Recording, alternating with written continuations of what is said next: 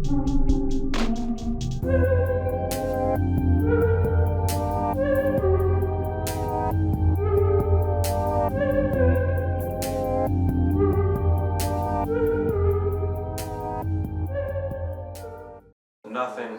Alright, cool. We'll start it over. Yeah, I'm sorry, cut. Cut. Where the fuck, nigga, it's all good, nigga. No, yeah, we just gonna keep going. It's like a conversation. How long you been living in Knoxville, bro? Probably going on 12 years. Damn, 12 years. Off and on. 2 decades. Off and on. Off and on. I mean, I'm originally from the Bay Area. Right. So, living there, I've lived in New York, Long Island, Nashville. So yeah, moving around a lot. You know, I got the East Coast and the West Coast flow, so. Of course, man. So blessed. And now I'm in the South, you know. See you with the LL Cool J bucket hat gang going on. Got to respect. And let's peep these glasses too, man. What type of glasses them is, man? I ain't never seen. I can't even tell you right now. Okay. These are called exclusives. Exclusives. Exclusives. Hey, nobody got these. Hey, I love it, man. We love Find it. him on another face. Never that. Well, man. So did you graduate high school from here, man? Yeah. So in a transitional period, we moved back to California like when I was in 6th grade for a little bit, take care of my grandfather, and then we came back like 7th grade, 8th grade, back and forth a little bit. Nice. And then we officially got settled back down here like my freshman year. So I graduated from high school over at Hardin Valley Academy. Okay. You know, go Hawks, baby. Okay. Let them know. Let them know, hey, high school legend. Google me. Google me. For real, it's like that. You submit What made you a legend in high school, man? Well, one, I'll say this, you know, I was blessed with we had great teachers at the time. Okay. You know how some people go to schools and they're like, man, I don't want to be smart, I don't want to learn. Yeah. You know, all those teachers pushed me to be the best I could be, not only in books, but I ended up doing athletics. So I did sports. I ended up doing sports like my sophomore year. I ran track. Was blessed to break school records. Nice. Ended up winning state my senior year in 2 events. And then What events you ran? triple jump, long jump. Nice. So yes, you can get boomed on the court. You can be hurt. You know. But I was just blessed. I was also inspired to learn how to write well. Mm-hmm. I had a teacher, Miss Weller. She took care of me 100%. She was the one who kind of told me, she's like, do you realize you're actually kind of brilliant? And I was like, oh, I'm smart. And a lot of people just don't encourage kids, you know? They don't. I feel that. I feel like most people, especially teachers nowadays, since it's just a check to some of them, it just kills your imagination or dreams or not necessarily kills. Some of them kill your dreams or where you're just kind of focused on meeting quotas and stuff like that. Quotas doesn't push you like you said. Yeah. But for you in that case, and that means when rappers go, hey yo, shout out to that one teacher who told me I would never be anything. Yeah. It doesn't apply in your case. Huh? No, it really doesn't. You know, that was just the real main blessing of my school environment, at least for me coming up. Yeah. I had a teacher I called Miss Wilgus, aka Mama Wilgus. Always took care of me, always made sure that Hey, shout out to Mama Wilgus. Yeah, hey, shout out Mama Wilgus. Let her know. Watching this, you never know. Yeah, I hope she does. No, it's the reason why I'm able to be the person that I am today. You know, shout out to my folks as well. Shout out to Mom, she birthed me, you know. But, you know, those were some great pivotal people in my life when I was coming up on my journey of just understanding, who the person I wanted to be, the integrity I wanted to have. Of course. I remember Mama Wilgus used to always talk about, it always being a great day. So she changed my outlook on, every day doesn't have to be negative. You have the option to change that narrative. Mm-hmm. You know, and it pushed me to then win state and then go on to running college, you know. Of course. So, I mean, you say that you had a lot of teachers that played an integral role in your success and how you think about things, how you think about yourself. Did you have any coaches that also kind of put that on you as well? Of course. Coach Brown, man, Coach Brown is a legend. Y'all, I had a Coach Brown. everybody has had a Coach Brown. What's crazy is, I'm I'm not trying to bring race into this, but why are all Coach Browns white? I'm trying to small, bald-headed black man. Oh, I know. wait, Every time. That's my Coach Brown. Okay, that's your Coach Brown. That's like that's 5 out of the 6 Coach Browns I've met. Okay, well, Okay. I'm trying to figure out why all the Coach Browns I've met have been just white and not brown at all. You Damn. know? But side note, besides that, he taught me one key lesson in life that I think that a lot of people miss, and it's mental toughness. Mm-hmm. So whenever we would have a workout, he would just say this same thing, and it's like ingrained in my head. He'd be like, all right, we're about to do 52, 42, 32, 22, 12, which you just run for that duration of time. And he said, this is about mental toughness, because we run that little 52, 42, we run that after we've already worked out. Yeah. So it's Explain the 52-42. So you run for 52 seconds, and your goal is to run the 400 in 52 seconds. Then Wow. you run 42 seconds. Your goal is to try to get as close to the 350 as possible. Wow. And you run Okay. 32 seconds, and it's just one of those things. It's a waterfall of a run. Yeah.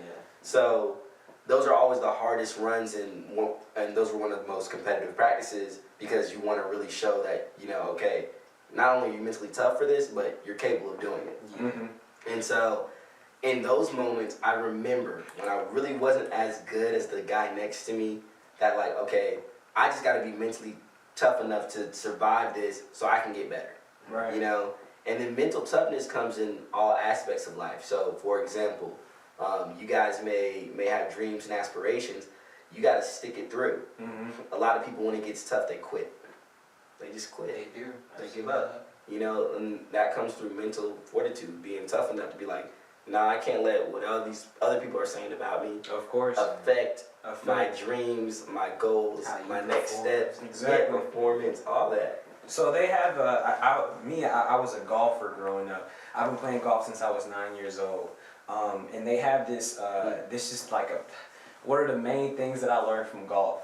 It's this thing that happens, it's called the spiral effect, that happens when you're playing golf. And it literally happens whenever you just keep consistently hitting bad shot after bad shot after bad shot. And mentally you just get killed. Like you really just get defeated mentally.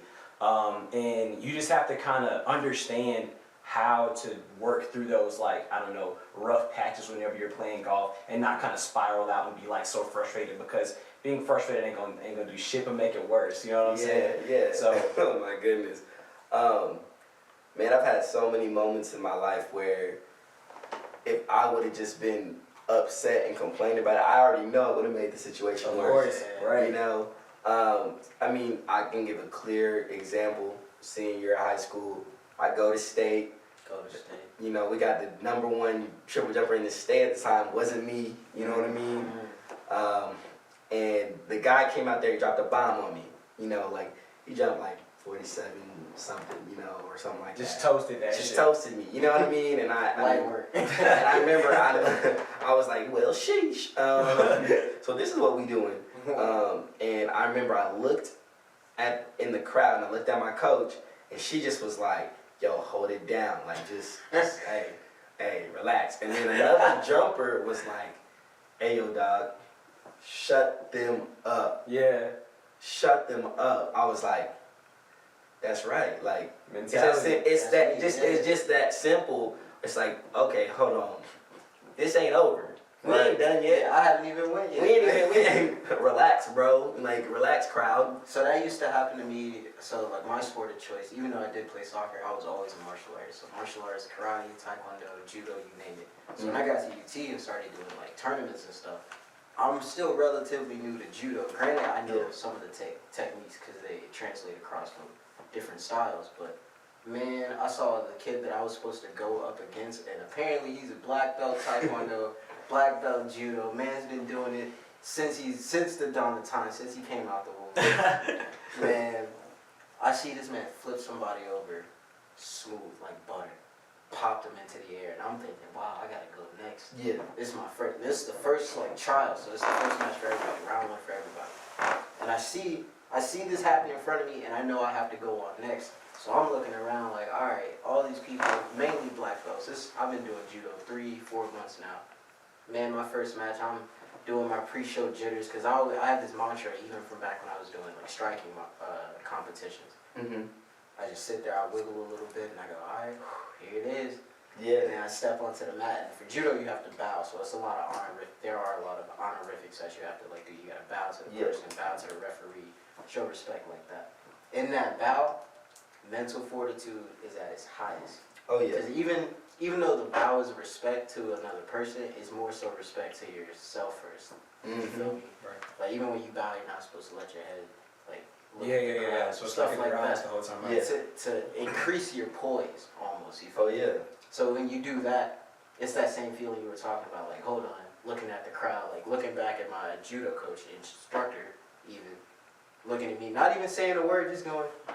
Yeah. You know what you train for, basically, at the end of the day. The beautiful thing about life is you get opportunities to be poised and at your best, Yeah. and it's always never what it seems. See what I'm saying? What you mean? So think about it. You seen that guy warming up, doing all that extra theatrics, looking good, beating the guy in front of you. You overhyped him Yeah. when you really should have just talked to yourself and been like, okay, I got to go up against this guy, and I'm not gonna be that. So peep this. The guy I ended up going against before in my first round was this strong, like built 28, 30-year-old man. And I'm looking at him, I'm no stranger to like going against older men or stronger men, like taller men like that. So I wasn't intimidated. It was just the fact that his face and his mannerisms were out of this world. So I'm already dealing with guy number one that I just saw flip guy whoever over, got him out of there. I got to deal with like this man putting on a show, trying to intimidate me. Got him out pretty simple. He wasn't that hard to deal with at the end of the day. But ended up going against the guy I saw in the first part. We duked it out back and forth. Got to the like last showdown, like the last round. It's 1-1. Man, we do the same thing that we've been like kind of interlocking each other at the same like throw. And he beats me. He hits me with the smoothest reversal on the other side. And this is how I knew I wasn't training hard enough. Because I had just been training that one throw on my left side. He switched because we kept interlocking from there. And then went to the other side, popped me up. And it was too late to spin. Damn. It was epic, boy. I felt like he was Sasuke, I was Naruto. You know how Naruto, Loki always lost. I was yelling Sasuke through the air until I hit the mat. Like, man, this is nice. But the thing is, though, with what most people don't even see in that duration that you just talked about is, one, you peep the fact that you actually hung in with bro. Exactly. So that means that guess what? You can beat bro. You can, you know what I mean? Like that's the thing. Like, and you had a realization, oh man, oh wow, I really wasn't training as much as I should have. And besides, I mean, he may have been this much better at judo than me, but shoot, bro, just with the little bit of experience I had with not taking it serious and not being legitimate about who I was trying to be, like boom, like made it to silver. Made it, you know what I'm saying? Made it to silver. Not only did I fight my way there, had to fight the boss. Of course. So yeah, man, there's levels to it all, man, and that's what that's the poignant thing of life. Like people miss that. Like they get so caught up in like the accolades of things and like the glit and the glamour, but it's like all that stuff to get to that point, man, you gotta put in the time, bro. Of course. You gotta put in the time, you know? Ain't nothing free. Of course not. Very true. So, time, energy, effort, money, whatever it is, whatever it takes. Someone else's attention. Exactly. Because attention is currency now these days. Oh, man. You know all about that. Oh, 100%. Yeah. 100%. Talk your shit, young guy. Man, you already know, man. Like, the thing about attention, man, is like, in life, what I realized, not just in life, but in the profession and the work that I work in, with the marketing agency and creating content, you know, people want a lot more content now. But guess what? I tell them, in that video, we shooting like 100 different things at them at once. We have all these transitions. We're going to have music bumping. We're going to have stuff coming out at them. Why? Because people's attention spans now are so terrible. So terrible. So terrible. It happened when Vine came out. Oh, man. 6 seconds, that's all you need to make somebody entertained. Bro, literally, it's to the point where, like, sometimes, like, I'd be like, oh, man, that's a dope shot, and I want to shoot the whole entirety of it. or I can't, because guess what? We need more stuff coming at them. Yeah. You know what I'm saying? They need more. You know what I'm saying? I was like, I just got a little clip of that. Ooh. That's the one thing about making content, though, that I find a bit of solace in, because I like to take my time with content, really craft it out, design it, and then put it out. Mm-hmm. But constantly having to keep up with the wave, yeah. pushing content out, that's just not. It's just the whole part of like having different channels to like, I guess, I don't know, I guess subscribe to, or like trying to get the attention of. Yeah, So just trying to tap it into different elements, like I don't know. I follow this guy named Cali Muscle. He's been going crazy all on the social media, but he started off doing commercials. He did commercials for years, but he's literally always changing what he's doing. He went from doing workout videos to doing supplement videos to doing car videos. I mean, he's constantly changing. So he's always getting different types of fan bases, because he's always changing up what he's doing. So that's really like, I feel like that's like the main thing that like can help you with like I guess trying to keep content going, is trying to tap into different realms of what people are interested in. 100%. I mean, I'll tell you guys this. The biggest thing too is like, you're uniquely you, right? So you have your own wave you're gonna already have, right? But the key thing is, it's like you appeal to everybody in some capacity. So like, you know, not everyone's gonna see me at a country music festival. You know what I mean? Not everyone's gonna see me at a country music festival. You would stand up though. But would I go? If I got an opportunity to go, yeah, I'd go, because I would be like, I've never been to a country music festival. Let's go. Yeah. You know what I'm saying? I think people get so caught up in their box.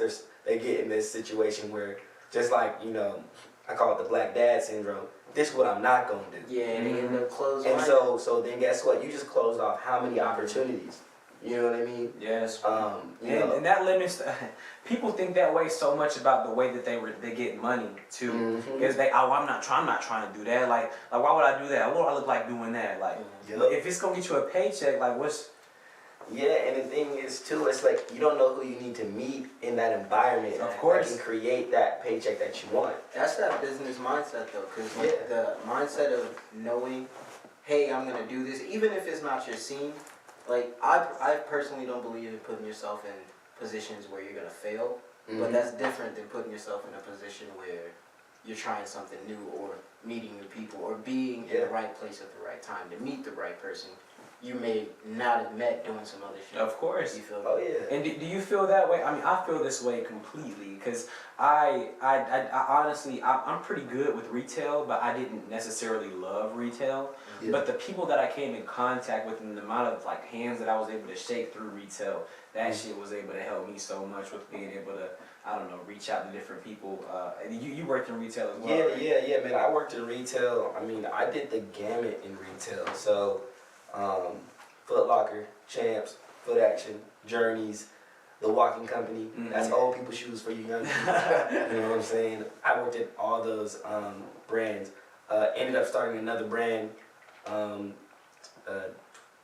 resale. Right. I do a lot of promotional videos for up and coming vintage brands. Like this one in Knoxville, Drippies. I really like their clothing. They have great clothes. Drippies. Where's that at? Hey man, North Broadway. Okay. I gotta go to North Broadway. Hey, you trying to make a trip? I just got You gonna have to, man. 4883 North Broadway. I'm trying to tell you, it's where it's at.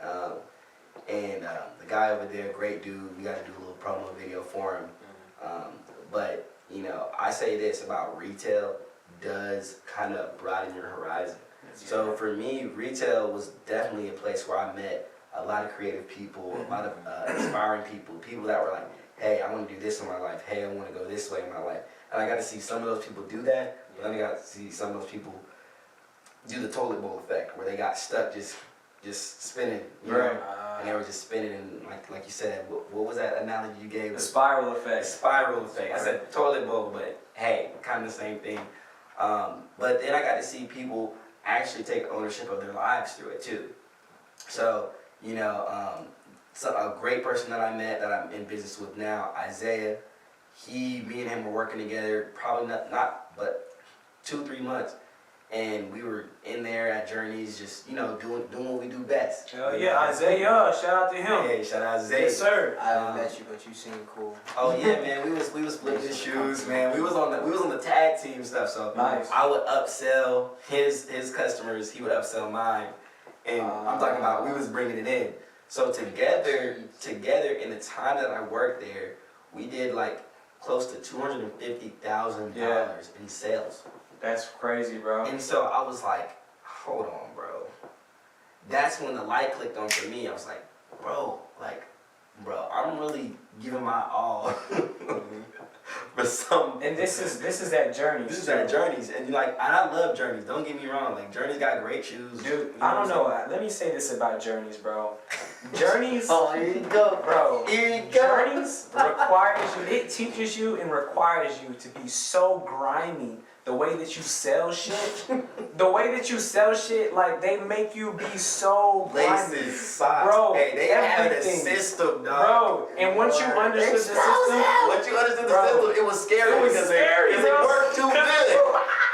I will be, bro. Bro, Because I it worked remember way too good. it man. worked so good, and see, I was a manager, so like my sales goal was high, Right. and so I Like $1,800. Oh yeah, $1,800. And Hell y'all yeah. gotta understand this, everybody. That's not that much. That's not that much. Well, it is when you're selling $50 pairs of shoes. Right. As your main. That's like your price. Your price point is $65. So in order for you to do that, oh boy, you hauling, you working. Must. So this and we worked the Journeys together. Yes, so yes. The whole idea of it was to bring out 4 shoes, right, to each customer. But the whole thing is that it just depends on how comfortable you are with bringing out 4 pairs of shoes Yes. and selling those 4 pairs of shoes all at the same time. If you're not good at it, it won't work. But if you're a good salesman, that shit's working almost every time. You're selling 2 shoes almost every time, without a doubt. And so like what was it? It was two to the zoo and 4 to the floor. 4 to the floor, yes. Bro, that's so much conversations were all I heard from him. But literally, I remember one time I had like made my day or whatever, and then like the district manager came. Fuck that nigga, by the way. He was like, yeah, Weldon, let me check these numbers. I ain't seen you doing, 4 to the floor. You a man, you're supposed to set the example, right? Like, well, I'm doing 2 to the zoo. I'm like, and I was like, I looked at him and said, hey, check the stats. Right. 3-4 feet. Let them know. I said, check the stats, Stats. bro. I got there in the morning. I had already made my day by 12:15. So hold on, let me just explain what 2 to the zoo means, because people might not understand what 2 to Oh the zoo yeah. So 2 to the zoo means like if there's too many motherfucking people out in the store, that's a zoo of fucking people. Like we cannot be bringing 4 pairs of shoes. That's way too many people to get to. They gonna steal them. Exactly. So that's why we just bring out 2. But if it's not crowded, if the store's not crowded, we bring floor to the floor. That was the whole idea of it. Yeah, and talk about like it was so cake once you learn the system. Once you learn the system. But the thing is too, like with anything in retail, like even like Foot Locker's environment was so different than Journey's environment because it was up to you in Foot Locker if you wanted to make some money. Right. The thing about Foot Locker is their price point is high, so their goals may have looked higher than ours, but all they had to do was sell 4 pairs of shoes. Of course, and I used to be, I ain't gonna cap, I used to be on some fucked up shit at Journey. Because they used to be on my ass about not selling socks or this, that, and the third, nigga. So I used to be on some fuck shit. I used to give people, so the socks used to be like, I don't know, maybe $12 or whatever the fuck. Yeah, I don't even remember. I don't remember. Sorry. But too high for too some fucking socks. high. For Too 1 pair of socks. Not for to the no-show. Exactly. For some no-show, for half a sock, nigga, no. Give me the whole 2. I need the whole But two. what I realized was, whatever the price of the shoes were, Yeah. if I rung them up with a pair of socks and gave them military discount, it was the exact same price of the shoes. So Okay. essentially they'll be getting the socks for free, they just didn't know they were getting a military discount. So I did that with so many customers and I sold so many socks. Hold up, nigga. Finesse. Nah, I ain't gonna lie to you. I was just like, the way I sold socks was different than everybody else in the store because I was a shoe guy. I was selling 4 to the floor, all 4 pairs. Yes. Regularly. Like, Hell yeah. that was my thing. What's your favorite shoe? My favorite shoe is Jordan 1 Lows. Hold on, let's talk about that for a minute, bro. Yeah, I had a Jordan 1. Because I mean, since you've already said it, that was some shit that we kind of wanted to touch on, man. Yeah. I wore my Jordan 1s just for this fucking pot. I don't know if y'all can see them motherfuckers. But yeah, these my Jordan 1s, nigga. I figured he was gonna bring his Jordan 1s out. I figured that shit. Hey. Cause I just know. Racks, man. You know what I'm saying? Yeah. Let them know. Let them know. Have the news Hey, on. skaters in the building. We talking. Hey, say what you will. New Balance. Say what you will. It's your boy, Nunu. It's new. Hey, how Monte say it? New. Let them know, bro. But honestly, man, I'm not gonna lie, bro. I've been on J's since middle school, bro. Maybe elementary school. I've been on J's a long time, and growing up, I'm not gonna lie, bro. Like 1s, they got no love.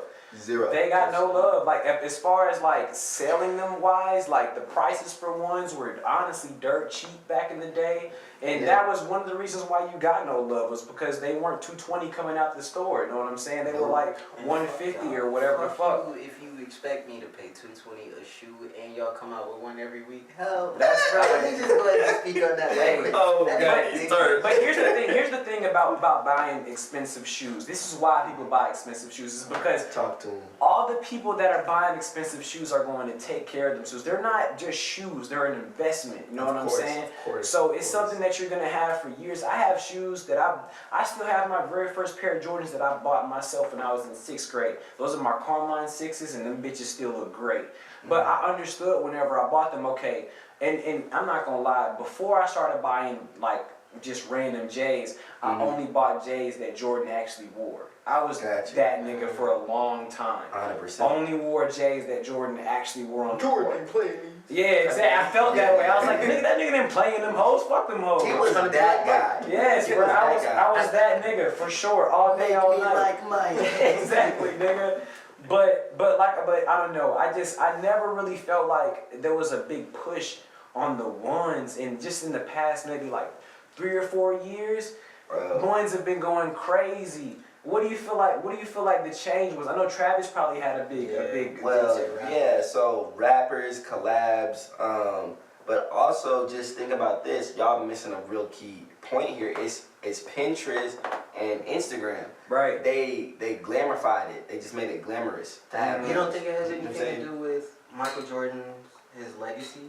Of course, it has a little bit to do because that's greatness. And you wearing J's, you have the feeling that you want to be great. Right. You Now know? take that and extend the whole recycle. You know how history gets repeated, and then Yes. especially in fashion, Yes. things get recycled.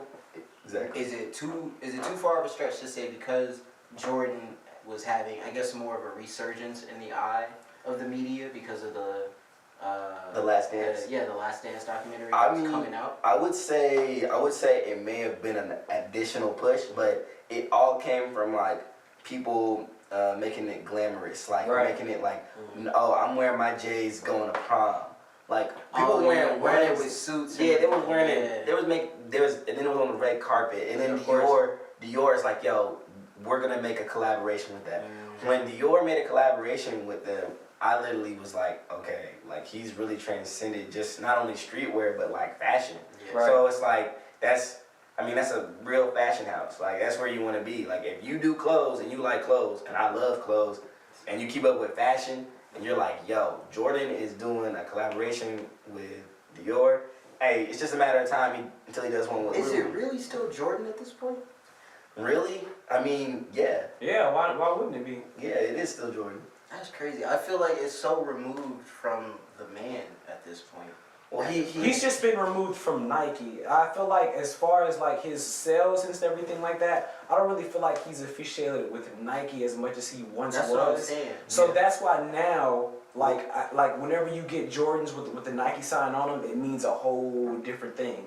And that's kind of why I'm feeling like, damn, these whole 1s era kind of popped off because it has the Nike sign on it. Yeah. Which the 4s, 5s, even does it's the not 2s have a really Nike sign? I think the the 2s face have a of Nike Jordan sign. pushing him. It's Twos, I always think they do on the Yeah. back heel. Yeah, they got the Nike sign. Yeah. like to your point about the whole like past 3 to 4 years, their emergence and everything. It would seem like it's more of a Nike thing? Like it's more of the brand of having the Well, the thing is, this is a lesson in brand management. They do a great job with creating just content for Jordan. So think about this. They still have MJ Mondays on Instagram. That is true. MJ Mondays. That's every fucking, yeah. Yeah, they'll post an old photo of MJ doing some crazy dunk. Yeah. And then you'd be like, dang, bro, he is they fire. haven't run out of those yet, bro. No. He's still... They do, sometimes they'll do MJ stuff on Wednesday. They'll just drop Complex. Shout out Complex. They push out a lot of MJ content. They do. You know what I mean? Sneakers, and think of any of the things that you get online to look at. Bro, they are pushing so much of MJ's greatness on us that like, it's to the point where like anytime they do comparisons on sports or anything, they always just bring him up. He's the GOAT though. And it's like, okay, we know that. But that's the point. Like, they keep finding content. Like, what's next? You gonna find some snippet of him dribbling and call it like post that? Like, how they not run out this of is the content? beauty. This is the beauty of like kind of what I do. So you know, when I make promo videos for people or make commercials, anything like that. My biggest selling point and the reason why I'm able to sell it at the price I can sell it at is because guess what? It's repeatable. True. It's everything that you do. You can do that again. You can use that same content in the future. Most people act like they can't, but you can. And guess what? The people that make the most money use the same stuff over and over again. Think about this. This is a great actually example. Look at these Jordan 1s we got on our feet. All it is guess what? Different colors. It's the same silhouette. The only reason I could never get behind like buying the same shoe multiple times, like once you get the base colors for your like everyday fits out the way, I'm not about to go buy the same shoe over and over. The exact same color, just in different like styles. Well, but I always say this, man. It all comes with two, like one, how you're raised, but then two, like your style. You know what I'm saying? Exactly. So everyone's style is a little bit different, and everybody's the way they move and how they come is different. Like at one point, I didn't really wear Jordans at all. I'm a Cali kid. I was wearing Vans. I have my Vans on, and they look like sneakers. I was jerking in the park. You know what I mean? I was skateboarding. I was trying to be that guy. Yeah. I was trying to get dunks, even though they look so ugly on my feet. You know what I mean? Dunks, bro. So to go off that, man, do you feel like the skate, like I guess community has, I don't know, enhanced the whole ones era? Because it's just crazy to me how close SBs look to ones. Like, so crazy. And SBs are damn near the same price as the fucking ones. Like, you can buy some SBs for $240. Well, yeah, like the thing about SBs and ones, like, so I think that what they did very well is they separated the communities. And so, like, you can't go to the Nike store and get dunks. Right. You have to go to, like, a skate shop. So it's you got it. You know what I'm saying? And so, skate shops, shoe inventory is not huge. So, it makes it limited. So, it creates that scarcity. So, it's like, that's why they're like, yo, man, dunks, guess what? Most people don't even look at the price of dunks when they come out. They're $100 if you get them at retail. 100. Did you get them red dunks, some red and gray joints? Man, don't hype me up. Don't hype me up. I literally was on the app. They said I was in line. You know how it is. I'm checking out. I'm like, yeah, I got them. I'm doing my little dance. I'm cat daddy and everything. Those are hard. Then guess what? My phone died. Damn. That's your fault. That's your fault. Okay, it's my fault, but You're a grown ass man. But the thing was spinning. It should have just went ahead and ding, you know what I mean? Like, give me the shoe. So I get back on there and I charged it real quick. Got back on there. You're in the back of the line, nigga. Well, back of the line. I knew it was back of the line. So then I was trying to get another size. I said I can sell this one and then get my size. And then I didn't get that size either. So it was just like, right? It's just Double like, down. It wasn't meant for me, you know. But yo, dunks. I got a pretty rare pair of dunks. I got the hip dunks. Okay. Yeah, that's about a bando. Hell yeah. Something light. Shout out Drippies for getting me those dunks. Drippies, let's go. Drippies. Yo, now I have to show up to Drippies now. Just show up, bro. They got so many options there, man. They got so much going on for you. Cause I'm about to go through my clothes. I keep saying this for the past week. I'm about to go through my clothes as I do laundry. It's taking me a week to do laundry because I want to do this. I want to go through all my clothes and get rid of the ones I don't wear so I can up style it. So you can up them hoes. Time for a revolution. I'm getting into sneakers now. No, yeah, bro. Like everyone's style evolves over time. Of course. So like mine when I was young, because of martial arts, I didn't like sneakers because they were heavy. My kicks are strong. So when it comes to speed, I want to make sure I'm like Rock Lee. So I would wear ankle weights and shit, but I don't know why my dumb ass thought I shouldn't wear some heavy shoes. I was wearing ankle weights and did what the heavy shoes. So I was rocking Vans. I started with Converse, but like low key, I think they messed my feet up. I hate Converse. No arch support. Come on, Converse. Just put arch support in the shoes. It's simple. Flat, a generation of flat-toed people for the flat-footed people. Yeah, man. All right, we're gonna take a little break because we gotta turn this game off. Break it. Recharge the battery. Okay, cool.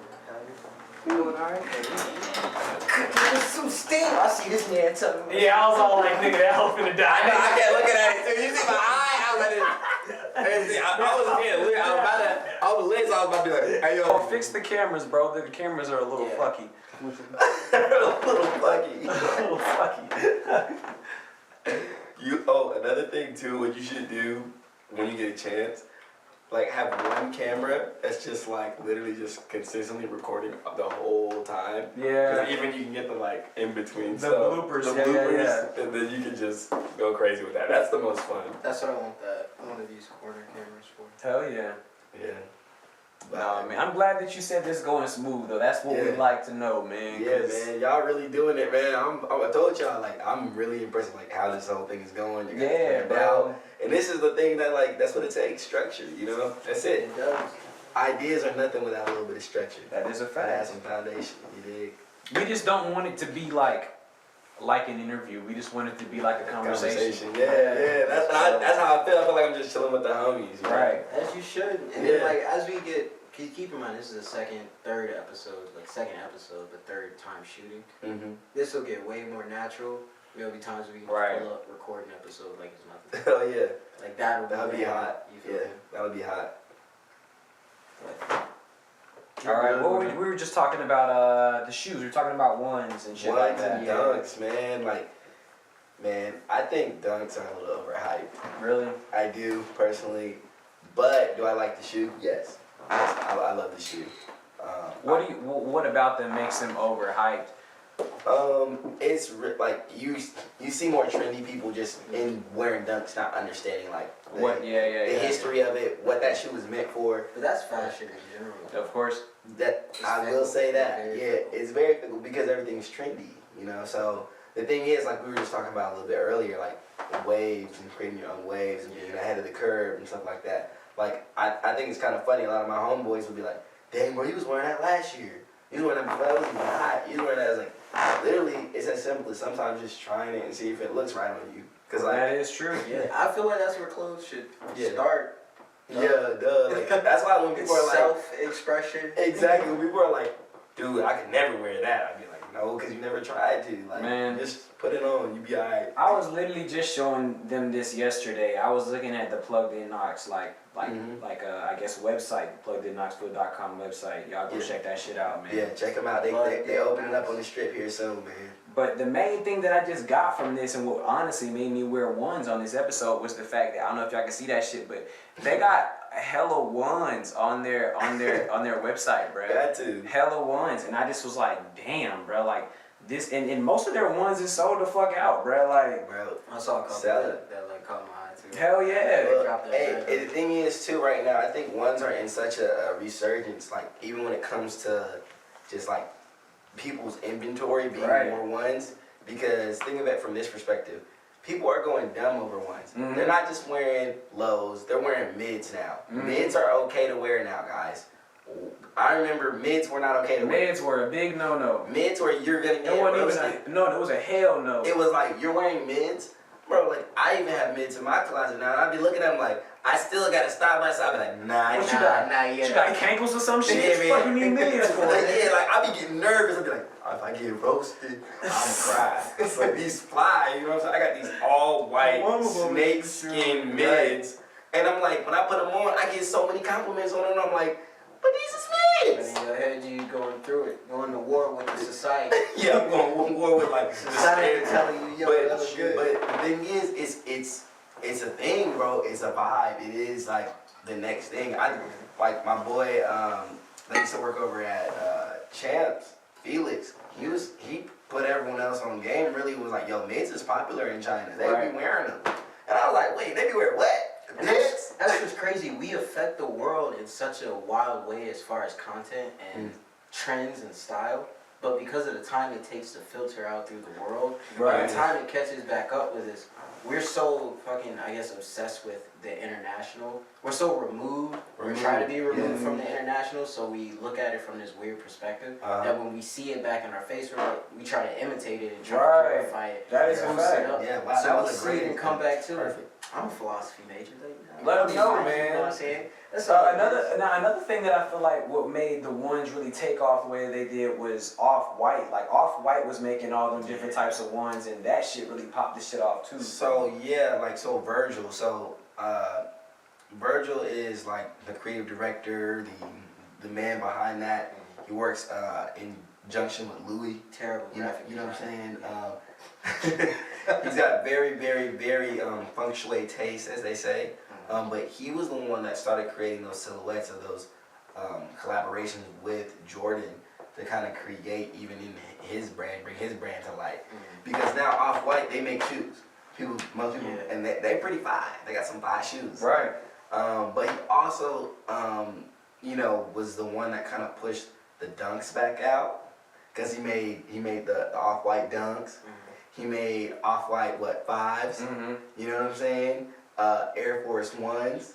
People don't even remember. There's another one finna drop. The gold Air Force Ones. That's my least favorite shoe.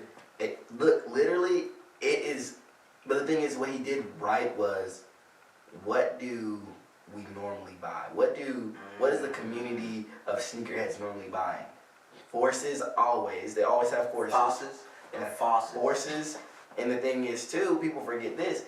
He's on the Blazer tip, Nike Blazers, before everybody else was on him. He did an Off-White Nike Blazer. That is a fact. And I fucks with Blazers. Niggas been fucking with Blazers for years.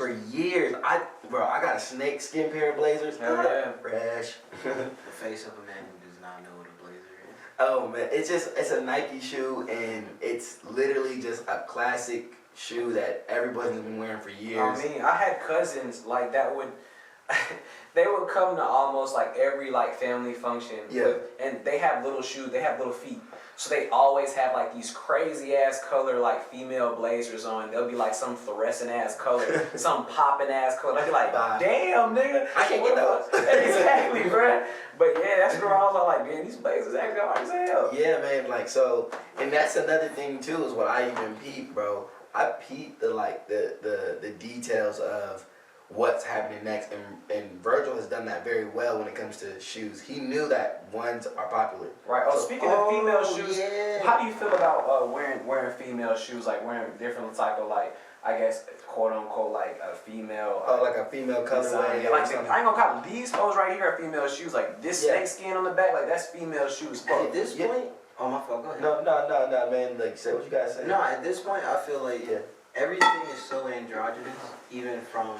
Not just from shoes, like from unisex, like t-shirts, and the way females wear clothes now anyway, that was gonna happen. I would have never been able to guess that those were from the female. Well, I'll say this. I mean, it's just a breakdown of like, the barriers of what we kind of, our whole generation has been a part of. You know what I'm saying? They want to make sure that everyone feels comfortable and everything, right? Do they?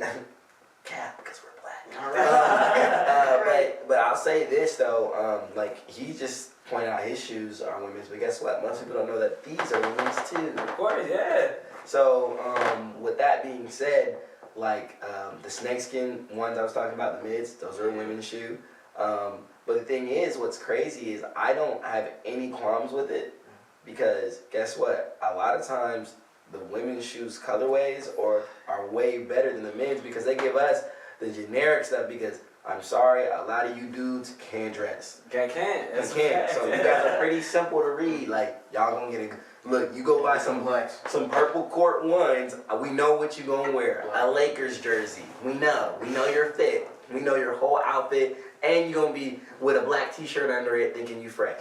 No disrespect. Hey, You know. that's a fresh fit. Yeah, like black jeans. Oh, see, I'm calling everybody out. You know what I'm saying? We know what you gonna wear. Right. So, since they know that they're not as creative, like girls are gonna be like, oh, I'm gonna get this color and that color, and they buy more. But that's the thing. We gave colors a sex or a preferred like sexual orientation for which one they're supposed to like, which is so bizarre to me. That's not even on a sexual like preference type of thing. That's just, I like the color orange, bro. Why can't I go get some orange shoes that look good? You feel me? No, yeah, I was talking to somebody about that the other day. It's like people be getting so hyped up about like colors in general, and like, oh, you can't wear this color. This color doesn't look good on you. Why your parents got so many colors on? Right, bro. Like, when did that become a thing? Like rose gold. I love rose gold. Rose gold is so nice to me. It's gorgeous. But also, like, females wear rose gold, quote unquote. But the thing is too, I've been on this new wave for a minute where like I wear what I want to wear. You should. And I never have. Like my mom knows. My mama can't buy me clothes because most of the time she can't because it's like she knows I'm gonna buy what I want to buy. I'm gonna wear what I want to wear. And that's from just like a stylistic standpoint, but also from a creative standpoint because it's like I don't want to feel like I can't wear something. Right. Now there's certain things that like in my personal opinion like I'm not gonna wear because that's not my style. Like you know what? I mean? Like for me, like What would not catch you? what would you not catch me in? You're definitely not gonna catch me in A pair of Converse? Converse. Never catch me in a pair of Converse. Never. Never. About one pair. Do you have a pair of blue Converse? navy blue Converse? No. I swear, I feel like I've seen you. If I were to have Converse, they'll probably be the navy blue ones. The navy blue ones are pretty hard. Yeah, they're pretty. That's a classic colorway. You know, that's a classic colorway. But you're not catching me in those. Like I'm not wearing Converse, and Converse. If you want to sponsor me, I'll wear them. Nah, he not wearing them. But I don't really wear Converse. Another shoe I'm not really wearing. I'm not really wearing cowboy boots. I'm not wearing cowboy boots. Now, this is funny because I went to a wedding here recently and I was dripped out and I was trying to find some boots. And I was this close to buying my first real pair of cowboy boots. Now, I ain't gonna lie, I've seen Kanye in cowboy boots and been like, damn, them bitches Right. is hard. Well, the thing is, the cowboy boots that I like, bro, they're expensive. Of course. Expensive. I seen some velvet cowboy boots down in Nashville. $3 grand, nigga. I was like, oh my gosh, please don't hurt my bank. I looked at it, it was like, yeah, no. I said, all right, I better take a student loan out to get these. Heck no. So with that being said, like that's certain things I'm not wearing now. I feel like I can wear any type of shirt, any type of sweatshirt, any type of collared shirt. I can get real spiffy real quick. Right. I love getting like I wore a sequin suit jacket because I hosted the Volskers at UT. Oh man, dude, everybody was like, dude, only you would pull something off like that. Right. Like, it's like you just gotta do it. You gotta like know. I Like, was just about to say that. They will say that because that's fear talking. and that's not confident. That's true. So like my thing is like my confidence is a little bit different. I'm not one of those people that's like, yo bro, I'm mad confident. No, I just like actions speak louder than words. I just rather do it because like that's how I feel. Nah, speak power to that shit. You know what I'm saying? I'm confident as fuck. Cause some Yeah. people, No, they like, can't even say that. well, I mean, I know I'm confident. You see what I'm saying? But my thing is like, I don't have to voice that when I walk in the room. They know. They Yeah, know. They of feel course. They It's feel the it. aura. It's the aura. It's the Right. energy. You know what I'm saying? Nice. It's the vibes. The vibes. It's the vibes. Babe, chill. You're making a scene. People Vibes. have killed it for me with the whole word vibes. Like, Bro, that gets me. Saying it now. I get you because like that was stuff like we used to laugh at. Like we would say it and then laugh. Like me and my homies would.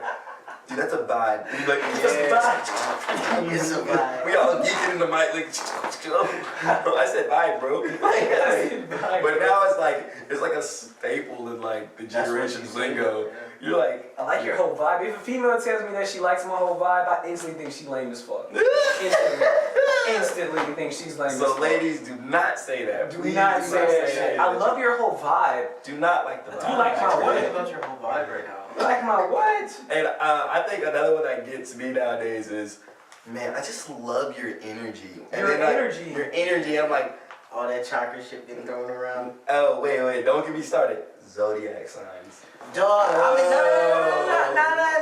I am by no means a zodiac person. Wait, when you watch yourself, I'm a Scorpio though, so that's all. I'm a Scorpio. All we do. Hey, I'm a Scorpio. I'm a Scorpio as well. Oh, we all November the 8th. Let them the fuck know. But listen.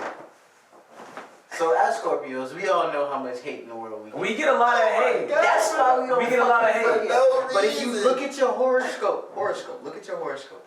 We have the best days out of everybody. Right, but Every they time I just look kind at of look at us like we just some fucking pieces of meat Right, and hoes. Like, And all that our horoscope ever says is passionate, thoughtful, he's going through it. passionate, thoughtful, introspective. No, man, I got a homegirl. She's like really into it, and she like was like, let me get the date, the time, all that. And I was like, okay. yo, let's I had a female ask me that same shit. You're asked me- rising. She was like, Rising. she was like, could you ask your mom what time you were born and shit? Like, I guess she has some app on her phone. I don't know what the fuck it's called. I should know what it is because it was. Got the website. I think it was on my phone. Yeah, she was asking me like what the fuck time I was born and shit. I was like, the fuck, bro. And then tell me why too. Like you give that person the information just to humor them, right? And then guess what? They go through it, and they be like, this is why you're this way. On me and my That's why we can't hang out. on me and my simp ass trying to get some pussy and shit. Asking my mom, hey mom, yeah, random question, you know what I'm saying? Did you? What time did you conceive my ass? Just so you know. Around what's No, I remember, man. We was all out one time, just vibing, on the scene. Vibes. And vibes. That's right. We gotta stop saying that. But we was chilling, and these girls came up, and like the groups were intermingling. I was like, okay. I'm just trying to, see which ones likes me, and this, that, and the third, who's feeling me. And, then they do the horoscope thing, and I'm like, dude, it's about to be a bad play. It's about to be a bad play. Yo, you It's should about to be a have bad this. play. I was like, in my head, I was like, You shouldn't have carried my crew. yeah, like, immediately I was like, hey, y'all, I gotta go to the bathroom real quick. I just walked away, come back, and then everybody, like, standing there, drinks in hand. So, what's your sign? And I'm like, What's your sign? and I was like, Suck your teeth and I'm a Scorpio. What'd you say? I said, I'm a Scorpio. Wait, I can't hear you. I'm a Scorpio. Ooh, everybody, ooh. Yeah. Hey, except that Taurus in the back looking at you like, Like, literally. Pisces in the back. They all just like, everybody else is like, ooh, wow, you're so toxic. I bet you're so toxic. And I'm like, low key, yeah, fuck it. So what? I'm toxic. I can be a bit toxic at times. oh, dang, We wait. can't get this Am I creativity. I'm the without- only pure person here. I'm just kidding. I love Future. This I can't get it without a hint of toxicity. You feel Well, me? but I think though, my thing on toxicity though is like, it's different because it's like I think of like morally right and respectful, but like, obviously I think of like people like being more petty. They're Yeah. more petty than toxic. People don't know what toxic is. Yeah. They be like, oh, that's toxic. No, that's just petty. Like, that's just like some petty stuff. Like, you can either pick that up or put Explain it what down. you think is toxic. So toxic is like doing something overly intentional on purpose consistently over and over again. Because you have to be toxic, you're accessible. I'm glad you said that. I'm glad you did. That's exactly the way that I think about Yeah. it. So when you do something petty, it's something that, like, okay, it's going to affect that person. But the thing is, like, and both parties realize this. You can either pick that up or put that down. You don't have to, it's something petty, like, okay, big whoop. Yeah. A nice try. Next question. Now, I'm not gonna lie. Here's the thing, man.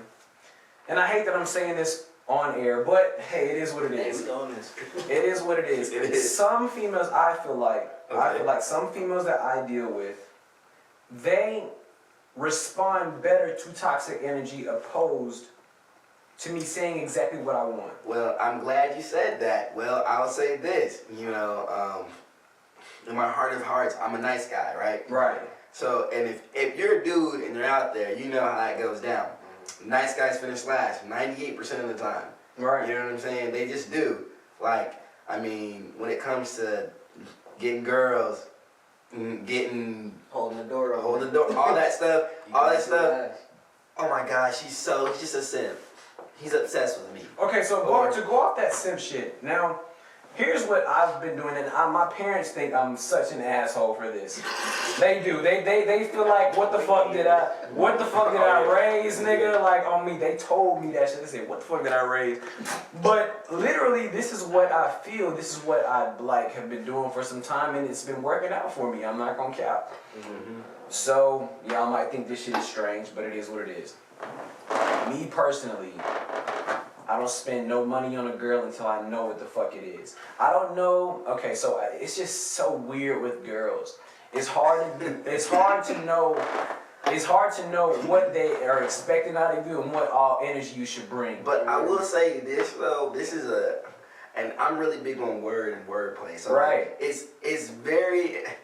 It's even careful in like even your statement just now, like, you know, sometimes, you know, you're messing with girls and not women. You know what I'm saying? Of course. So sometimes that really does affect how you treat someone. Like if it's a woman and, you know, this is my three things. I can take her to church, I can bring her home, and she ain't crazy. You know what I mean? Right. You know, the beauty and all that other stuff is extra. You know, icing on the cake, that's an extra vibe. You know what I'm saying? Like, obviously, I don't deal in ugly people. I'm not trying to hate on anyone who may suffer from image issues, but I really focus on image issues to describe ugliness. Yo, you got an image issue over there. But the thing is, no, but I do think though, how people perceive themselves in this generation is so bad because they have image issues. Like, it's not to say that you think you're freaking, actually, no, it is to say that you're freaking gorgeous. You say that, you feel that, you're going to act completely different when you think true than when you think you're ugly. We're kind of getting a little far from what I was about to say. But what I do is I'm kind of strange with how I do things. I have friends that are very much simps. And I won't say how near they are to me. I won't say where they're at. But I have friends that are simps. Wait, we all looking at each other. I'm looking around. He looked back at him, bro. I'm an engineer. But anywho, we ain't gonna talk about that. But me, I just want to make sure that I'm not being simped out. So with females, I'm not gonna lie. Until I understand everything that they're doing, I probably am not. If we're going on a date, I'm probably not gonna have the checks together until maybe the second or third date. Just because I'm feeling her out and understanding that, hey, you're not about to use me for a meal ticket. That's when the main thing, like, I don't want to be used as no meal ticket. Oh yeah, I got a meal off this nigga, got this off this nigga. I don't want to be no simp nigga like that. And I'll say this, my biggest thing is this, like, if I invite you to dinner, like, if I'm this active shooter, that's true. You know what I'm saying? I may buy your dinner depending on what you get. You know what I'm saying? But by the same token, if I don't even know you at all, like we have no prior history, like shoot, I don't know you, bro. Like, that's true. Sorry, bro. Like, and that's the exact reason why I feel like I don't really pay for it until I know what the fuck is going on. And the thing is, you know what that is? You know why you feel that way at least, or why you feel like you're doing something wrong? Because based on what you said, that doesn't sound like anything wrong. But it's because of the perception, I guess, of not wanting to look like something, not wanting to look like or something, be something. But also that misconceived notion that you're supposed to show up with the same energy for everybody. Of course. And that sounds wrong, especially in the context of what we're talking about. No. Like, you're not supposed to show everybody the same type of energy. Well, this is something that I tell a lot of my friends, homegirls. Before you say that, this is something that I tell a lot of my females. Is that no females? They're not my friends. My females. But I'll tell them. I'll be like, hey, you know what I'm saying? Look, not everybody that I come in contact with, not every female that I deal with is gonna have the exact same opinion of me, because regardless of anything, you or Carlos isn't treating everybody the same, because they understand their tendencies, they understand how they work. Same with females that I deal with, I understand the tendencies, understand. So they're not getting the same exact vibe from me as another one might get. You know what I'm saying? And that's what they don't understand. The same vibe. They're not getting the same vibes. You know what I'm saying? But what I was getting at here is, I think it's funny for me. People throw themselves into these relationships willy-nilly, and my biggest thing that I'm always telling all my friends, homegirls included, you know what I'm saying, is protect your heart. Like, okay, like, if you know this is going to affect you in a negative way, you got to know what you got to do to protect your heart. You're not supposed to just give that to everyone. It's the same thing with, like, even how people kind of glorify sex. Personally, to me, it's like, it's like, yo, bro, you just trying to do it to do it. That's, come on. I disagree. You know what I'm saying? Why? I disagree. Why? So personally, I just like sex. And so sometimes, And a lot of females do as well. A lot of females do as and well. I'm not even knocking that, but I think though, like, think about this. So you're willing to share something that shows A piece of yourself to someone Right. that actually, in all reality, may feel like, yo, that was a really intimate thing. 'Cause Right. think about this. Guys, we are very much like different in how we are even raised emotionally. Emotionally, you know what I'm saying? So a woman, you know what I'm saying, you do intercourse with her, she's like intimately involved with you now. yeah. You know what I'm saying? Think about and a great example would be, think about all the girls you have possibly slept with, and then guess what? What do? Go crazy. Wait, before you say that, before you go on that, how do y'all feel about cuddling after sex? It depends. Like, I keep where we at, because I keep my place like 73, between 69 degrees and 70. Because there's certain times while I'm cuddling a female after sex, or if they want that, where I'm like, damn, I don't want to cuddle her ass too much because I don't want her to get the wrong impression. You think about shit like that? I do. give platonic cuddles, low key. Like, some of my like female friends, like, we cuddle and shit, so. Okay, so this is my breakdown. I'm not a very, like, I feel like I'm saying some fucked up shit on here. I'm not a very affectionate person naturally. So, like, it's not to say that, like, my parents weren't affectionate to me, because people are like, dang, did you have a bad childhood? Did they not care about you? Damn, You know? you get no hugs? Yeah, like, no, it's just like. So do you kiss females? You kiss? Well, they want to kiss me. I got soup coolers, baby. I got big lips. You know what I'm saying? Bro, So they always. you ain't gonna do that in my headphones like that, bro. I mean, We both was like, if this boy don't get out the mic, I know how you feel. They go crazy shit. no, like, I've really been patient a lot of times. Like, man, there've been opportunities for me to be legendary, for sure, 100%. You know, I played collegiate athletics at a Division I level, so there was opportunities very much handed to me on silver platters.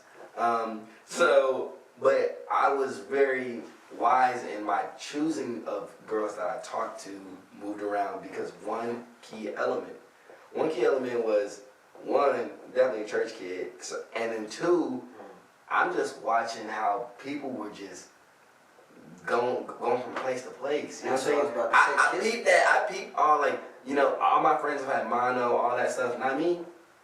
I ain't kissing them. I've never had one, but I've had some shit, bro. You know. That's why you got that kissing for herpes. Herpes is the biggest deterrent for everything. Bro, literally, bro, and I will say this, my most blessed moment in my life was about to do something with this one girl, and I literally heard the voice of our Lord and Savior Jesus Christ say, no. And I was like, what? I was like, but I'm here. Literally, the next weekend, go to a function, and at this point, me and this girl are like talking, like actively talking, and then like one of the homies is like, yo, bro, did you do anything with girl? Like, bro, that's not a good look. That's not a good look. I've been in that place before. I never want to be there and again. So after that, I was like, what's the situation? Right. You know, I'm looking like a deer headlight. Like, OG. What you mean? And then it was got better, because all the homies around the table, me, they all around me talking about, bro, And only You one of bullshitting, them, and only man. one What of you them doing? actually reached out and was like, "Hey, bro, you know what?" Yeah, did you do the do? And I was like, You didn't do it. Let me tell y'all a story, man, that really almost had me caught up on some bullshit. Like really almost had me fucked I up. love story times. Brad, so I think I was a senior. I was a senior in high school, and I had this little chick that I used to just be really good friends with. Her name was Kerrigan. Shout out to Kerrigan. She was cool as fuck. Name drop. Yes, I'm gonna drop her name for sure. I won't drop the other girl's name, but hey, I'll drop Kerrigan's. Kerrigan was the goat. But she used to throw these parties at her crib that was literally right around the corner from my house. And during this time, I lived on a golf course, which was Lavish. yeah, it was a pretty nice neighborhood. So it was a pretty nice house that we went to have this little function at. And I knew that this one girl kind of had a thing for me for some time, and she was quote unquote like the baddest girl at the school. Oh, so the thing was banging. Yeah, so she was bad or whatever the fuck the school thought that she was. She cute or whatever. That is, hey, wait, I ain't gonna lie, that was a Scorpio phrase right there. I mean, she was bad or whatever. Or whatever, right. So that's what motherfuckers would say. That's what she felt, you know, I'll let her think that shit. So it is what it is. But she was cute. I won't lie. She was cute. She was very tall. I hadn't been with anybody as tall as she was. She's playing on the basketball team and everything. All his life. And she just was crazy about me, and I just was so I guess I'm not really confused, but I just was almost mesmerized because it was like, damn, why is she into me? Like the fuck. Yeah. Back to your attention. You getting all that attention. You're like, yo, this is nice. Exactly. So I'm chilling with her, and I'm chilling with her in my Kerrigan's room and shit like that, and one thing led to another, and. Anyways, we ended up kissing, this is that and the third. We started making out, this is that and the third. And I'm like, I guess I'm like just trying to like, I don't know, ease my hands down, like down her pants and shit like that. Like just trying to get shit going. So I ease my hands down her pants. Right, you know what I'm saying, bro? Hey, everybody relax. Right, exactly. So I don't know what the fuck I opened up. I opened up the fucking realm of hell. I don't know what the fuck was going on, but as soon as I reached my hands down her pants, the whole room lit up. Like the whole room lit up with onions and ketchup and pickles, all that shit. I just was like, what the fuck was that shit? I thought you meant the lights came. No. That man just subscribed to a Big Bag, a burger. That's what her shit smelled like. Her shit smelled just like a Sonic bag, nigga. I was like, what the fuck is this? Oh boy. This is okay, so this is crazy. So this is crazy. I ain't have no story like that. Okay. But bro, when I tell you she was so bad, bro, she was super bad, but I've never smelled a coochie like that before in my life. To this day. She's a hooper though, right? She a hooper. But that don't mean nothing. She was grinding. That don't mean She should have been nothing. working on her. So every hooper, you know, just got the stank cooch? No, I don't know nothing about that. I don't be messing with the hooper girls. They That's what I'm huge. saying. They're large. I like my woman like a tree. Anyways, Forget about. I didn't care. like a tree. And I'm just saying. Alright, we just gonna keep vibing, nigga. Keep rolling with the podcast. We just gonna keep vibing. Before we gotta call the police. I'm here with you. What's your emergency? You know, I want to tell a story, bro. I want to tell a story. I've been wanting to tell this story, For years? not for years, but I've honestly told this story to other people. You know what I'm saying? Now Chris, he doesn't know that I'm about to tell this story, but I'm about to tell this story. Name got forget.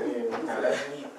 Oh, that's you? Now, hold on, we can edit this shit out if we want. You know what I'm saying? Yeah, we can, but no, it's all good, but Since we talking about females and female stories, I just had a really funny story that I have never brought up to Dilly before. So this will be the first time. What's up, Dilly? Lay it on me. So there was a time, me and Chris aka Dilly, we went out together to meet up with some females and shit like that, right?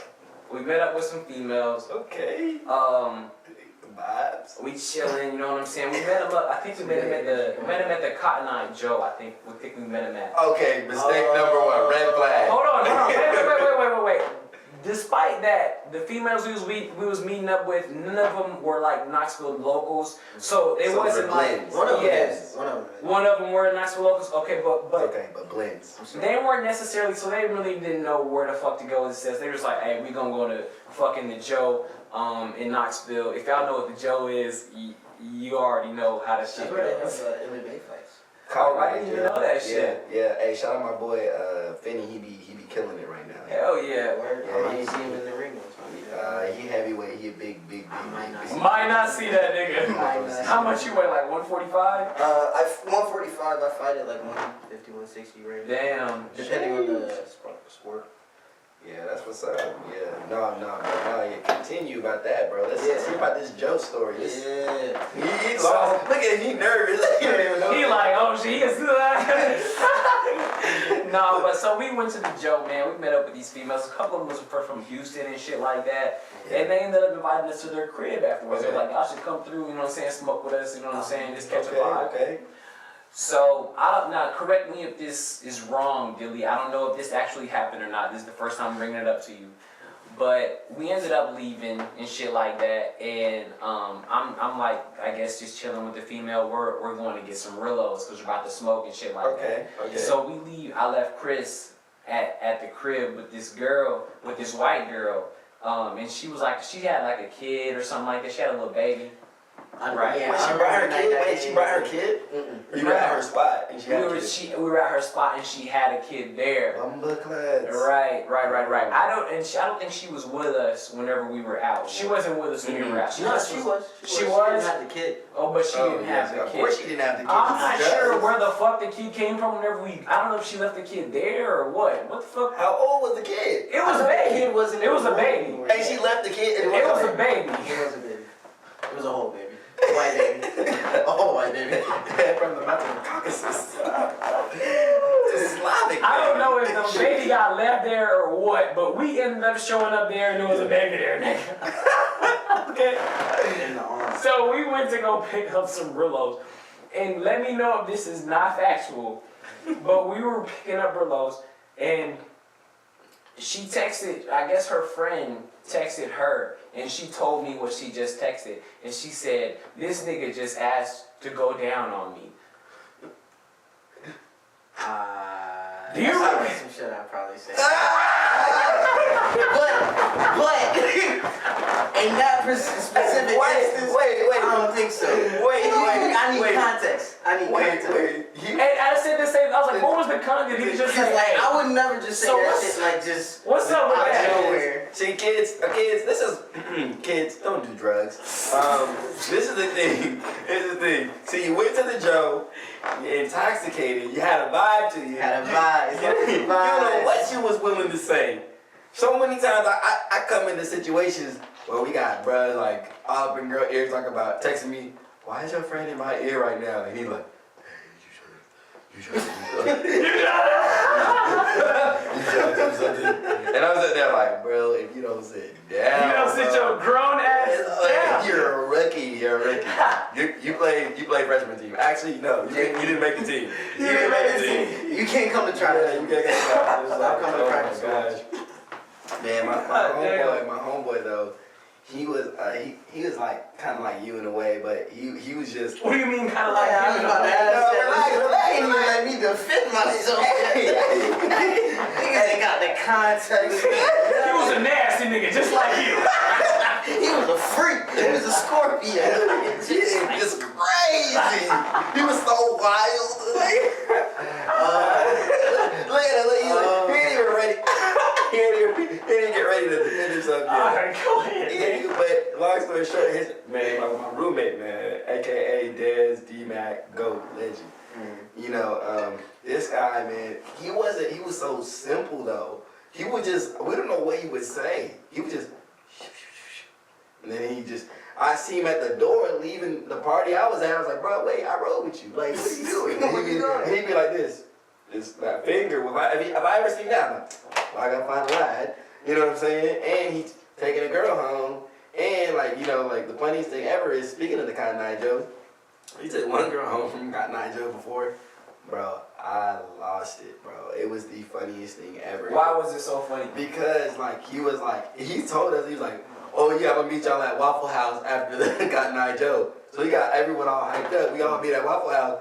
The only person that don't show up is who? The nigga who sent the invite, of course. Yeah, so we all standing there like, oh, where he at? Where he at? The next Knee deep, nigga. Yeah, the next morning, me and my homeboy had a workout, and we get a call. Hey man, can you come pick me up, bro? Nigga, I was knee deep, bro. Bro, we rode with me, my homeboy James, and his dad, and we went to go pick him up. And then his dad was just the funniest person ever. We was like in the slums. We didn't know where we was at. It was the hood, bro.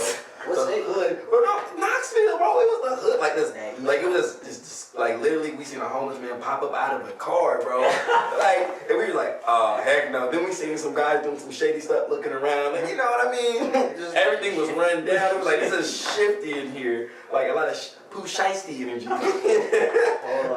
So next thing you know, he's like, I'm outside. I'm just walking around. That's I'm like, where you at?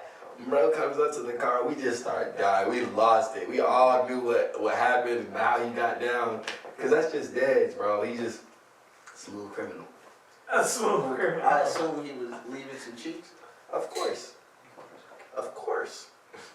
Cheek Kosher. What is the smoothest way you done bagged a shorty?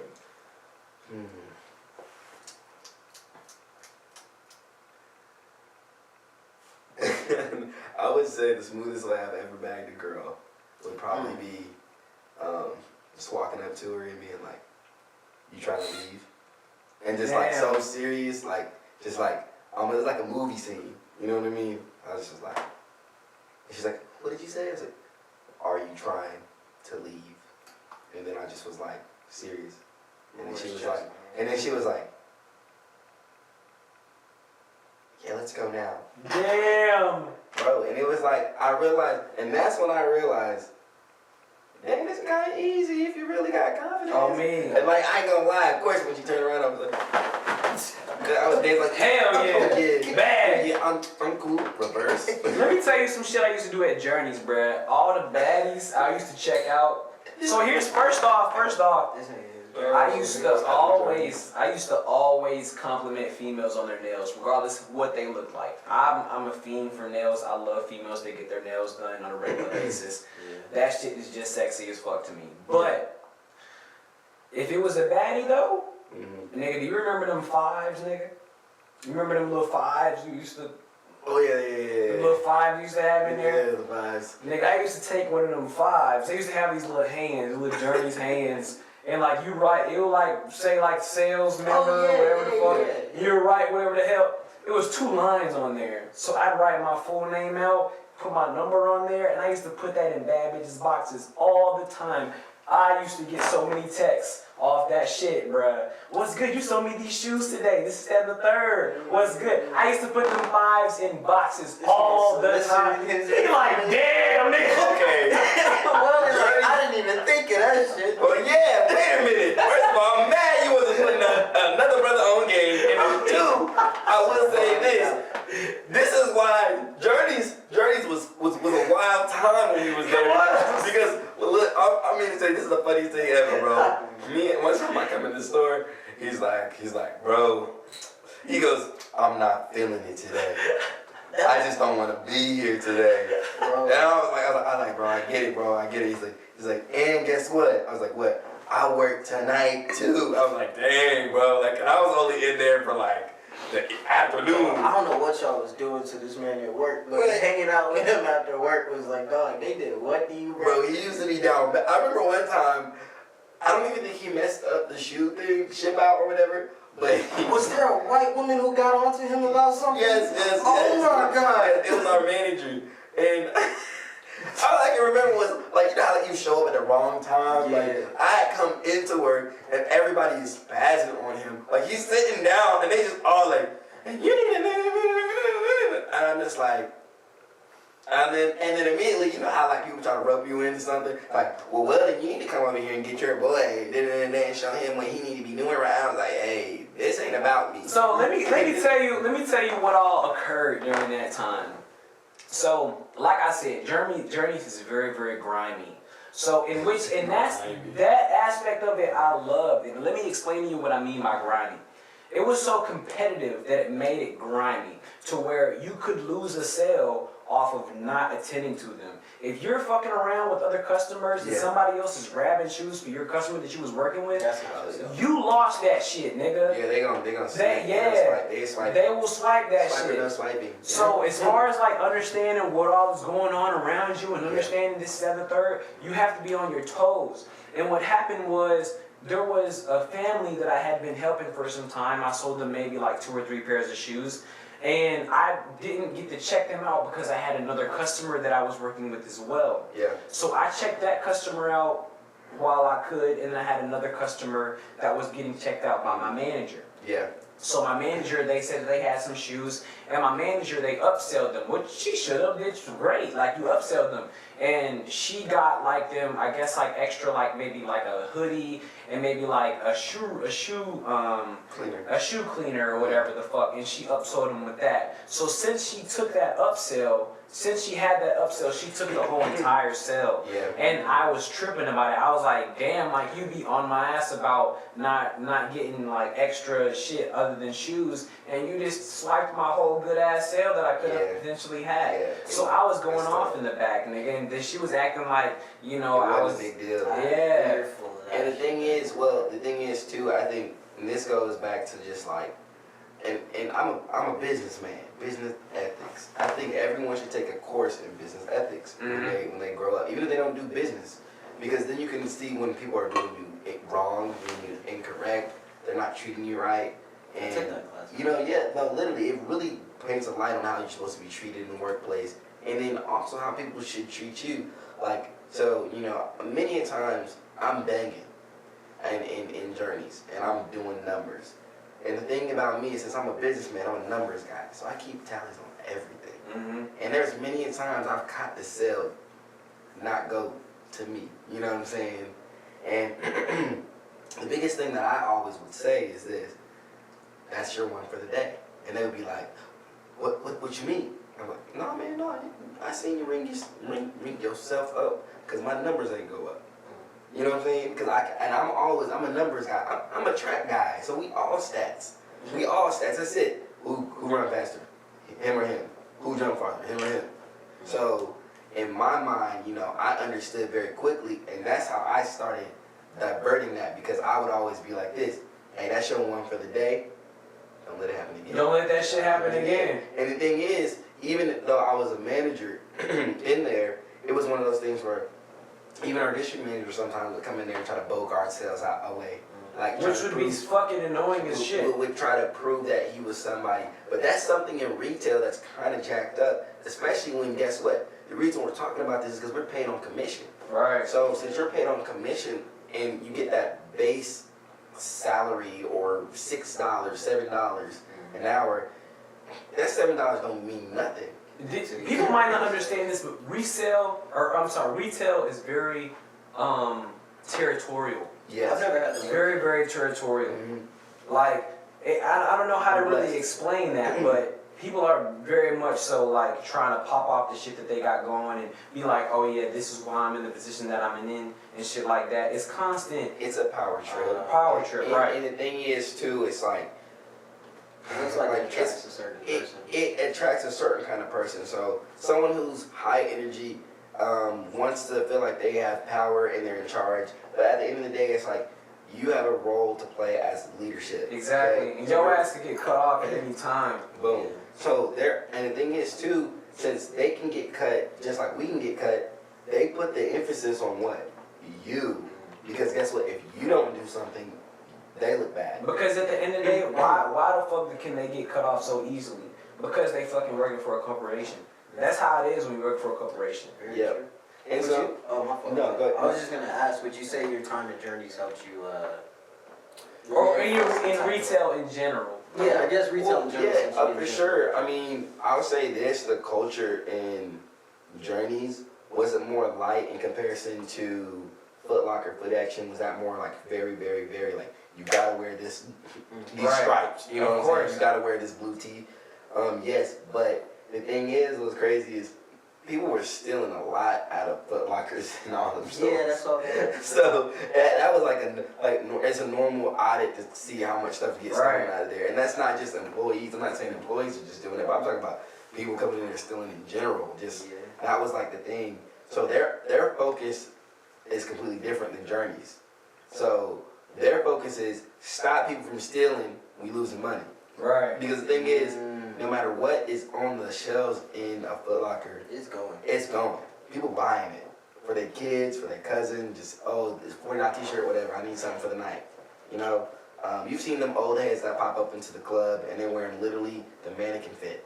You know, so like the thing is, I say the beautiful thing that I learned the most about retail is one, how to be personable. One, how to have very good customer service skills. Three, another thing, I skipped two. I definitely skipped two. Nah, you said two. Okay, I said two. But three, treating people how they want to be treated can change their whole mood. It's crazy You know what I'm saying? when you talk about stuff that you're learning, that you say the golden rule. That's literally what the fuck the golden rule is. Treat people how you want to be treated. Right. And so when you implement that, even to like, I've had ladies come in there and they only want to shop with me. Mm-hmm. They only want to buy from I me. understand that. You know what I'm saying? Guys too. Nah, that's my boy Weldon. I ain't buying nothing in here if he's not in here. Yeah. You know what I'm saying? And so when you have that kind of energy and that persona, it's only because guess what? Bro was having a bad day, and I was like, hey man, like, hey, keep your head up. It's only gonna get better from here. And I said, you're gonna get the job you need. You know, if you need a job here, I'm willing to find a way to try to get you on here. Like just having those kind of conversations, just encouragement. And I think the biggest things what I learned is even when I was having those days where I didn't want to be in the retail environment, you know, what I was telling myself and what I was telling others encouraged me to keep doing what I was doing at the time. Right. Because at the time it was just a stepping stone. Like everything that you go through in life has a purpose. You know what I'm saying? I feel like with working in retail and going to school at the same time, which you probably were, I feel like a lot of things that were going on with retail I was learning about in school, and I felt like they were just kind of, I guess, translating with each other, and it was like, damn, okay, I see what the fuck they're doing right now with this shit. Yeah. Did you ever feel like, what did you go to school for? I went to school for marketing and entrepreneurship. Of course. So you definitely would have seen some of the tactics that they were using. Yeah, so a lot of times, you know, a prime example is micromanaging. Mm-hmm. So you can be over-managed. Fun fact, guys, you can be managed to the point where it's like, dang, bro, I can't move without someone telling me to move. Yeah. And a lot of times in retail, they try to turn everybody into robots. Right. The problem is you lose the authenticity of like what that brand is standing for. Like Journeys is really like a creative, fun brand. Like, you know what I'm saying? When you think about Journeys, you don't think about like people on the floor grinding really, really hard. But the thing about Journeys is everything that they have in their store sells itself. They don't really have to do too much promotion because everything in it sells itself. Because nobody's in there for Journeys, you feel me? We're in there for Converse, we're in there for Vans, we're in there for Adidas, Fila. And that's the next thing. What I learned is just branding, bro. That's what I learned. More than anything, at my brand management class, why do people buy from Journeys? They're simple as fuck. Like, when you think about it, no store that you come across is going to be super fucking big. Yeah. All the stores are small. They don't have a huge amount of inventory. Yep. The shoes that they have, they're basic. They're just basic shit that everybody would want. And the thing is, too, simplicity is the best concept. Simplicity, right. So the thing is, people always think that, like, especially even in music, too. Like, my cousin is funny. He makes music, and he showed me all this music, and I was like, yo, that's super dope, but that's very overly complex. That's like, that's an artistic piece. Mm-hmm. You know what I'm saying? People don't understand what you just did with that bass line and how you lowered that and EQ'd and all that stuff. And the thing is, it's like you just made a lot of very much beautiful noise. Right. But the thing is, it's like, you know, what you got to do is you have to make it real simple because guess what? It has to be digestible.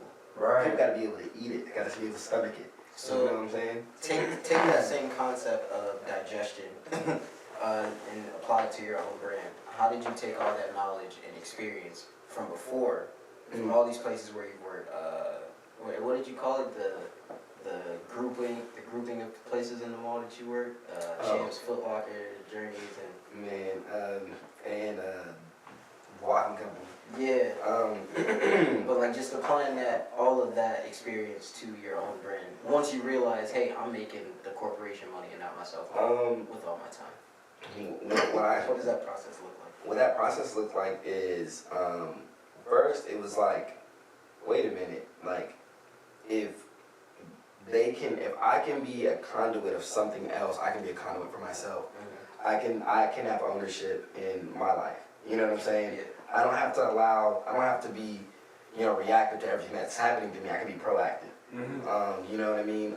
And so what I did was I took all those kind of concepts of what it was and I funneled it towards like, creating a marketing agency where I could just be creative. Now, the marketing agency at first was doing a lot of different things. It was building websites, it was doing SEO, it was doing a lot of too much. And so what we did was, like I said, we have to be just really great at something. Just one thing. We don't have to be great at everything. I like that word that you use, conduit. That's people might not understand what that word means, but that means anything that's going through you is helping what the fuck they got going. That's what the fuck a conduit is. And so what I it's did, an integral role, bro. And it changed the game of how I even operated. Right. So me and my boy Zay, my business partner, we were like, yo man, we doing everything for this one company we was working with, and it was like, bro, we weren't feeling like fruitful in it. Right. We were always on the phone. There was always something wrong. We were sending them stuff. They were like, no, we don't like this. No, we don't like that. And I said, dude, we need to put ourselves in positions where, guess what? We're the experts in this field. No one's doing what we're doing. right? You know what I'm saying? And they don't know how to get it done. That's why they're calling us. So the thing is ownership. So that also means having those, kind of like Journey says, tough conversations, which is another key element that I learned. Is like sometimes you have to tell people no. Right. Yeah. As far as you being like a conduit, do you feel, I'm not really sure, I wanted to touch on this earlier, but I'm not really sure what your role is in Plugged In Knox. Do you feel like you're a conduit in that whole situation or what? So just to paint the picture for you, so in Plugged In Knoxville, I really at that time, I was just a marketing guy. Right. So for them, so what I did was I just tried to make sure that I built connections on things that would help promote them. Okay. So I ran their social media at one point. I got a videographer, shout out my boy Ray J, Sigma. Ray J. Yeah, he's great with the camera. Plugged him up, made sure that he had all the tools he needed. Hell yeah. And just kind of like doing the networking side of things. Well, who? My fault. But before we go into like all of that, what exactly is Plugged In Knoxville? You had to explain it in. Hold up right quick. I have to piss like hell. I'm sorry. I've been drinking and shit. Let's go ahead and pause and everything. Let's start moving. Oh, I thought the fucking tripod was on that box still. I was like, what is happening? He kicked it. I thought everything was about to come falling down. What was the name? What did I say the name was? Whoa. Is that one messed up? The angles, yo. What did I say the name of Swag's episode was? Remember I said some shit? We did say something about it. It was something that he said that we was like, that's the name of this episode. Yeah, we'd have to go back through it. Anywho, Silence is the Voice of God is the name of this fucking episode. That's hot. That's hot. I appreciate that. That's what's up. No, literally, bro. Like, I realized, like, when you don't say anything, people feel you more. Yeah. Sometimes you sit there in silence and you don't say nothing, and then, like, even in sales. So, if you want to, the art of a good salesman is pretty much as a point in which you stop talking and you just. So, do you want to get it? Always be closing. And always be closing. And so since you're sitting there and you're in that moment, guess what? First person to speak loses. Every time. So the person's like, okay, I mean, yeah, I'll get it. How many times did I do that when I was selling shoes? Right. How many times did I do that when I was selling solar panels? In fact, I sold solar panels too. You sold solar panels? Yeah. I'm doing a whole bunch of research on solar adoption and solar panel installation. Yeah, so I can help you out with that. Just Oh, no, it's not for my personal things. Oh no, I don't need no help with that. I'm good on that. Well, I got that covered. Alright. Well. Alright, bro. I'm just trying to be of assistance, bro. Help over here. Dang, bro. No. It's cool. Whatever, bro. Hey, I'm out. Don't even worry about it. Don't even worry about it. Actually, delete all this. Delete it all. Yo, low key, this is restart the 5. No, but we can get into a little bit of some of the projects that I've worked on here recently. We won't harp on them too much. Yeah, tell us. But primarily, XWorld Marketing is a creative group. That's what my main business is, which is pretty much just kind of shedding light on like other creative things and small businesses and how they can create content better. So I do a lot of business consulting a lot. So I know that entrepreneurship is different for everybody. Yeah. So having that entrepreneurial spirit isn't for everybody. It's a lot more work, and a lot of people don't know where to go to find answers. So a lot of times people may reach out to me and ask questions and ask for consultation on like, how do I go about this? How do I even start a business? How do I do an LLC? You know, operating agreements, things like that. What is an operating agreement? So Or operative agreement. An operating agreement is like your Bible for your business. So it's pretty much like, think of it in this perspective of what's the percentage of payout for people? Right. So if you're in a team of 4 and everybody gets 25%, no matter what comes into that business, they have 25% stake in that business. Now also it gives down the guidelines of like roles of who does what. So in all businesses and all jobs, there has to be a CEO.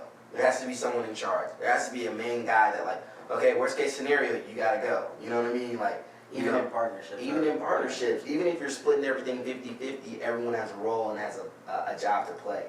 The hardest thing is to get everyone to play by those rules, and guess what? When you sign that operating agreement, that solidifies that. So a lot of times it's hard to get people to sign operating agreements because guess what? People want to kind of still be doing stuff willy-nilly and freelance and whatever. And the thing is, you can't get people on the same page. What type of agreement do you have with Plugged In? So I don't have an agreement with them anymore, so I was actually talking to him about that off air. But what we had going on was, I think it was mine was like a 20% stake in there, pretty much just bringing my marketing skills and my knowledge of business to the table. That's a high percentage. Yeah, it was good. It was good. It makes sense. Yeah, it makes sense. I mean, you gotta have the funds to get stuff going. You gotta have the energy to get stuff going. Exposure is everything. I didn't actually have to put any money into it. Like, in comparison, I kind of did a lot of things, just focused on networking, building connections, and learning really, like, even the resale game, you know, that I knew a lot about, but, like, I didn't really apply it in a business format. So everything changes when you apply things in business formats. So that goes back to, like, operating agreements, business plans. People need those, you know what I'm saying? Because, for example, if you want to get let's say you wanted to get a retail space, you got to come with a business plan. You got to come with a P&L statement if your business has been, you know, actively creating. Yeah, especially because guess what? The landlord doesn't want to have to be like, dang, y'all can't pay rent. Right. So the thing is too, it has to be viable.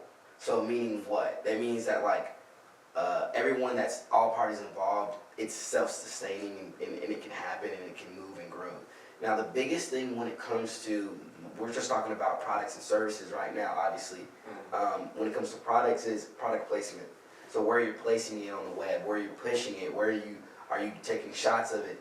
And then when you have a service and you're offering your service to someone, it's that gets very, very it gets very finicky because it's like, okay, your services, when you have a service job or anything like that, you have tools you have to bring to the table. So how do you feel about social media services? Because we literally just had someone on the pod who does not have any type of website to sell his clothes. All he has is just Facebook.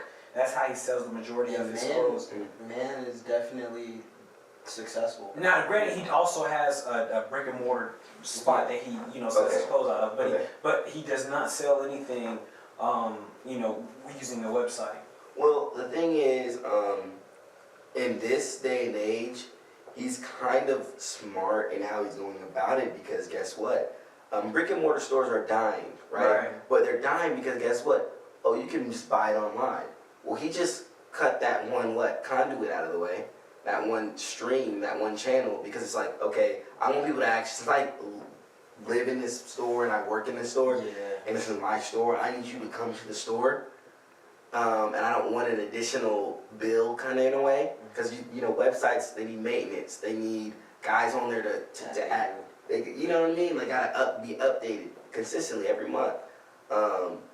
They gotta add plugins. You know, all those things cost money. They even need their own POS system in some cases. Right. Point of sale for all you people who don't know what that is. But Yeah, yeah. Stop sitting on your couch. Get a job. get money like that. But the biggest thing when it comes to that is he's smart in how he did it. He was like, okay, I got drippy clothes. I'll showcase them on my Facebook, but you can purchase them in my store. Right. Or if you want to purchase them, you can DM me on Facebook on my Facebook Marketplace or whatever. That's cool, and that's how he's probably making the most of his bread. Mhm. It's just you can control your channels, so people forget that. Like personally, I'm one of those guys. I want to be able to sell on every platform. Yeah. I want to be on eBay, Amazon. Diversifying around. Of course, like I want to have it all. Just hey, you can get it anywhere. You know, it's available. Shoot, if I could have it at Walmart, I would. You That's know what they I'm saying? call, or at least in my opinion, they call it like the Hail Mary strike, because exclusivity breeds growth and interest, or it Yeah. can reflect interest in your brand. Well, it forces people to either be fans of you or not. Right. That's the thing. That's the biggest thing when it comes to branding and stuff like that. Like, it's either you like Nike or you don't. You know, and the thing is, you don't want to get yourself in a situation, even when it comes to your channels, that you can bring into your own business, your own product, your own service, where it's like, dang, this is it. This is the only place you can get me. This is the only place you can get a piece of me. Because guess what? A lot of people won't do things full time because they're like, oh, I'm only making this much money. I got to do something else. Right. But it's like, okay, if you went all into this, you know what I'm saying? And it's crazy because this is really gonna step on some people's toes.